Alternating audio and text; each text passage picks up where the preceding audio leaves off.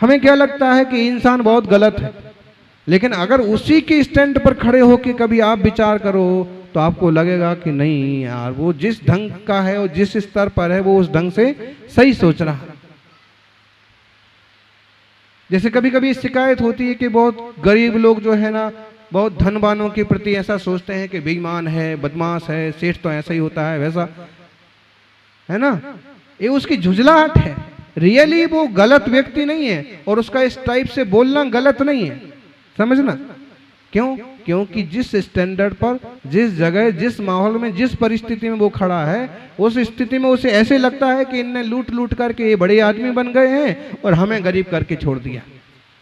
अगर उस स्टैंड पर हम जाके सोचेंगे तो हमें भी ऐसे ही लगेगा कि कहीं ना कहीं अच्छा, किसी तरह से उसको भी अगर थोड़ा लेवल दे दिया जाए, वो बड़ा हो जाए, उसे कोई रास्ता मिल जाए, तो कल के दिन उसका इस टाइप का जो सोचना और बोलना है निश्चित रूप से कम हो जाएगा। ऐसे ही घर में माँ बहन बहू बेटियों में जो चलता है ना कभी तू तड़ाका, उसमें अपने अपने सोचने और बोलने की पद्धति के कारण से होता है। सज्जनों, एक दूसरे का सम्मान करना सीखें।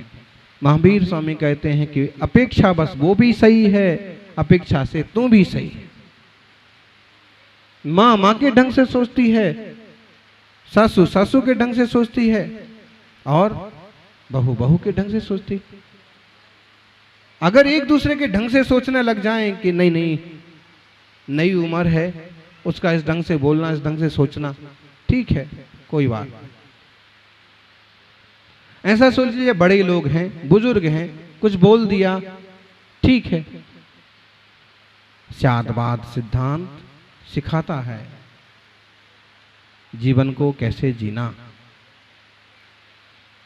जीवन में अहिंसा, सत्य, सदाचार, शाकाहार, इन सिद्धांतों को कभी नहीं भूलना।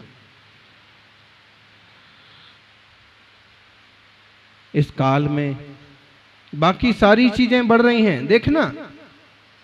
अमुक लोगों ने योग ले लिया है, अमुक लोगों ने अहिंसा को प्राधान्य दिया है, कुछ लोगों ने केवल आत्मा की बात चालू की है और कुछ लोग अपने ढंग से, ढेरों संप्रदाय बने हुए हैं, लेकिन वास्तव में ये सारे संप्रदायों का उत्स यदि ढूंढा जाए तो ये सब कहां से पैदा हुए हैं? जैन धर्म से कुछ ना कुछ लेकर के।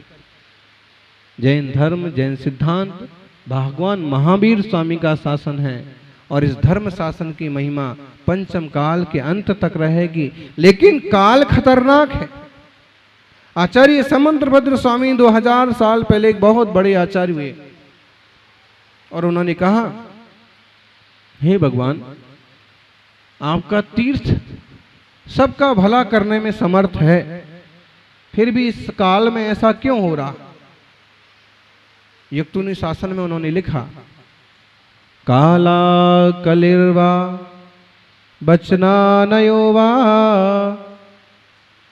काला कलिर्वा कलुषाशयो वा, श्रोतो प्रवृत्तो बचनानयो वा, त्वशासनैकाधिपतित्व लक्ष्मी सर्वज्ञ शक्ति रपवाद हेतु।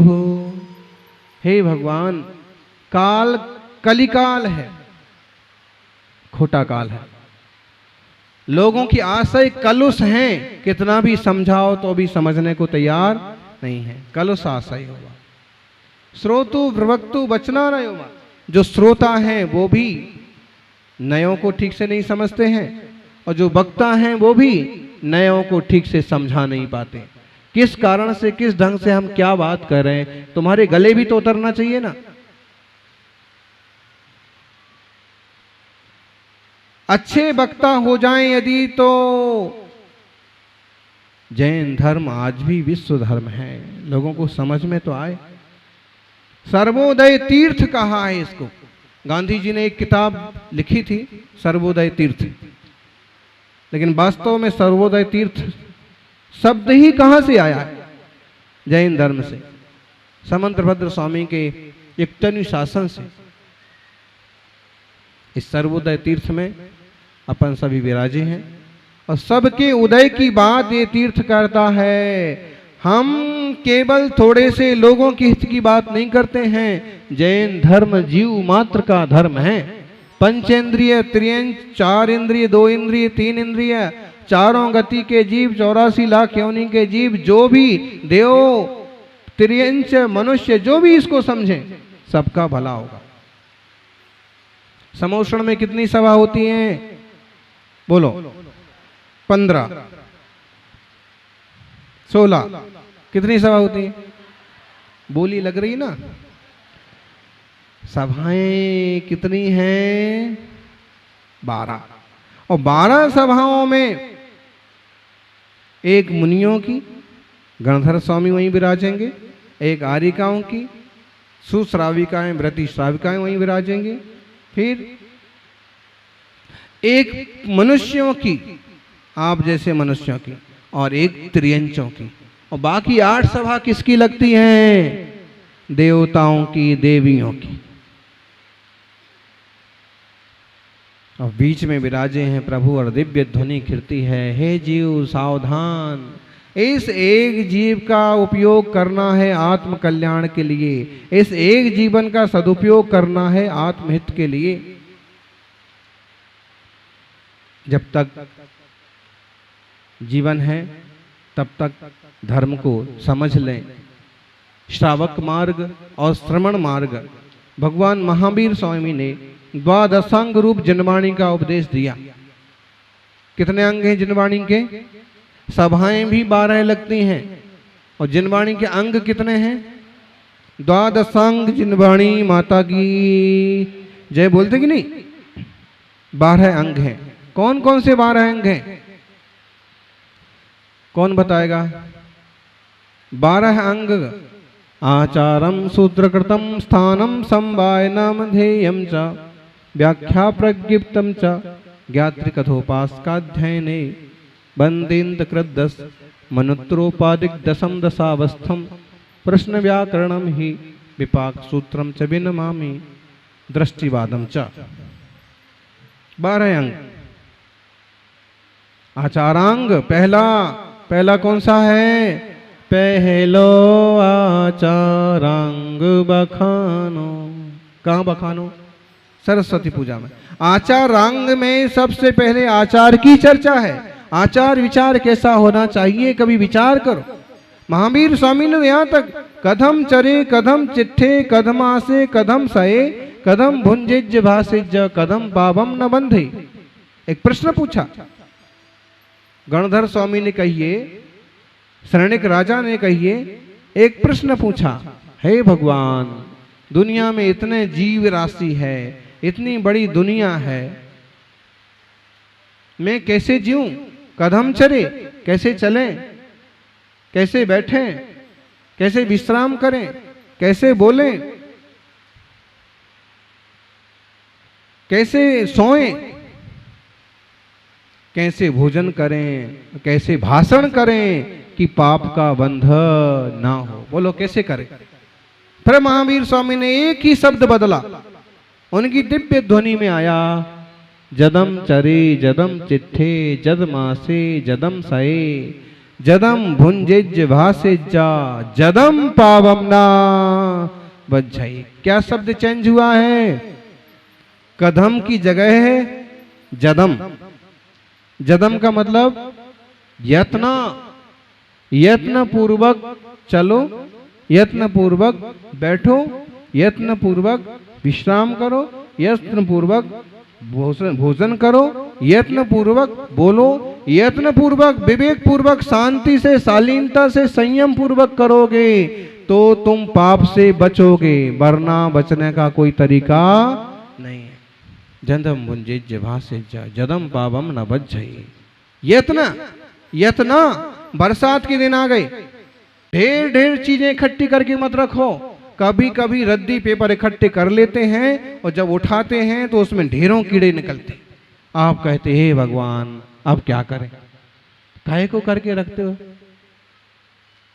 किसी कोने में कूड़ा इकट्ठा कर दिया, बाद में जरा सा दूसरे ही दिन निकाला तो उसमें छोटे छोटे छोटे इतने सारे।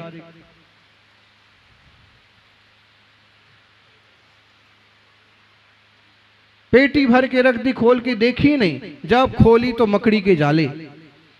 कितने जीवों का घात होता है। यत्न से काम करो, विवेक से। खान पान में भी चावल शोध करके डिब्बे में बंद करके भर करके रख दिए, 1 महीने बाद जब खोले तो क्या निकला? चावल जैसे ही कीड़े ढेरों। अब क्या करें, चावल फेंकें कि कीड़े फेंकें? हैं? इसलिए इन दिनों मर्यादा भी हो जाती है। भोजन पानी, मसाले, गेहूं, आटे, सब चीजों की। बाजार की चीजों पर मुंह मत मारना, पता नहीं उसमें कितने जीवों का पिंड इकट्ठा हो गया।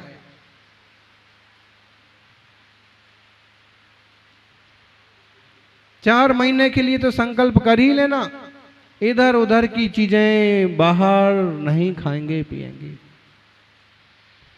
आचारांग सूत्रकृतांग स्थानांग संभायांग व्याख्या प्रत्यप्ति ज्ञात्री कथांग उपास का ध्यानांग।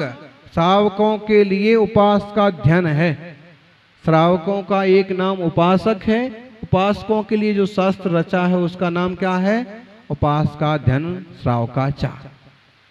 अंतरकृत दशांग, अनुत्तरोपादिक दशांग, प्रश्न व्याकरणांग, विपाक सूत्र और दृष्टिवाद 12 अंग और 14 पूर्व। इस प्रकार से महाजिनवाणी है, और जिनवाणी को जो पढ़ता है वह प्राणी धन धन हो जाता है। जैसे माँ बच्चे को संसार में जीना रहना चलना फिरना खाना पीना सिखाती है, वैसे जिनवाणी माँ भव पार जाना सिखाती है। इसलिए थोड़ा सा अभ्यास करिए, थोड़ा सा स्वाध्याय की तरफ दृष्टि करिए। हमेशा युवा नहीं रहोगे, युवा मंच वालों, है ना? लेकिन जब तक युवा हैं तब तक वर्धमान महावीर स्वामी की तरह, उनकी तरह तो क्या जमेगा, लेकिन उनका एक हिस्सा, एक अंश भी जम गया कि शुद्ध सात्विक जीवन होगा, मंगलमय जीवन होगा। उनकी आज्ञा भी पाल ली हमने तो भी हमारा जीना सार्थक हो जाएगा। महावीर स्वामी भी युवा हुए थे, जवान हुए थे, लेकिन जवानी उन पर हावी नहीं हुई, वो जवानी पर हावी हो गए और तपस्या करके मोक्ष पधारे। जवानी जवानी छे जाने वाली है। उत्पाद वे ध्रुव युक्तम सत, जो चीज उत्पन्न हुई है वो विनष्ट भी होगी, लेकिन वस्तु अपने स्वभाव से खत्म होने वाली नहीं है, किसी न किसी रूप में रहेगी। ऐसे हमारा आत्मा किसी न किसी रूप में तो रहेगा, लेकिन किस रूप में रहना है? बोलो, किस रूप में रहना है? सेठ बन के रहना है कि अध्यक्ष बन के रहना है, दुकानदार बन के रहना है? संसार में रहना किस रूप में? अच्छा, त्रियंच बन के रहना है कि देव बन के रहना है कि भगवान बन के रहना है? क्या बन के रहना है? भगवान बनने का भी रास्ता खुला हुआ है यहाँ तो। जिनने आत्मा शुद्धि कर ली वो जीव भगवान, कोई भी हो, बस वो आत्म शुद्धि का रास्ता ही कठिन लगता है। मन को, वचन को, काय को कंट्रोल करो, चारों कसायों को खत्म करो, ना गुस्सा, ना मान, ना माया, ना लोभ, कोई विषय वासना नहीं, पूर्ण शालीनता, पूर्ण शांति, शुद्ध निर्मल तत्व की उपासना। किसको जमेगा?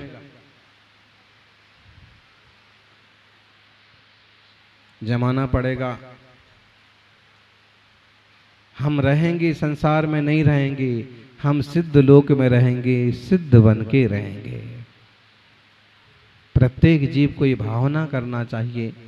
आत्मार्थी सज्जनों, सौभाग्यशाली हैं कि हमें ऐसे प्रभु वर्धमान का शासन मिला, जो नहीं बोले तो 12 साल तक नहीं बोले, और जब बोले तो लगातार 30 साल तक बोलते रहे। 30 साल उपदेश दिया महावीर स्वामी ने लगातार, और पूरी दुनिया में आज तो भारत देश के कई सारे हिस्से कट गए, उनके जमाने में भारत और बड़ा था, और सब जगह जिनवाणी का उन्होंने आत्म कल्याण का मार्ग दिखाया। और उनके जमाने में ढेरों राजकुमार, ढेरों राजा उनसे दीक्षा लिए, मुनि बने, तपस्वी बने, ढेरों। ईरान के राजकुमार आद्रक ने भी उनसे दीक्षा ली थी। अद्भुत महिमाशाली भगवान महावीर का चरित्र है। चरित्र को तो अपन बाद में समझेंगे, आज हम उनके उपदेशों को ही थोड़ा सा समझ लें और जीवन को एक सही दिशा देते रहें। आत्मा का हमारा पतन ना हो, इस बात की जिम्मेदारी हमारी है। कोई लापरवाही ना हो, परिणामों का नुकसान ना हो। जैसे रुपयों का ध्यान रखते हैं वैसे ही परिणामों का भी ध्यान रखना चाहिए। बोलो, जैसे रुपयों का बीमा कराते हैं वैसे परिणामों का भी बीमा कराना चाहिए। बिगड़ने नहीं देंगे हम अपनी भावना की शक्ति को। धर्म ध्यान से जुड़ना सौभाग्यशाली है। भगवान महावीर स्वामी की एक बात और है, ये वीर शासन जयंती अपन आज के दिन सावन की एकम को मनाते, क्योंकि आज से 66 दिन मौन के बाद भगवान की दिव्य ध्वनि खिरी थी। लेकिन श्वेतांबर संप्रदाय में वैशाख शुक्ला दशमी को मनाते।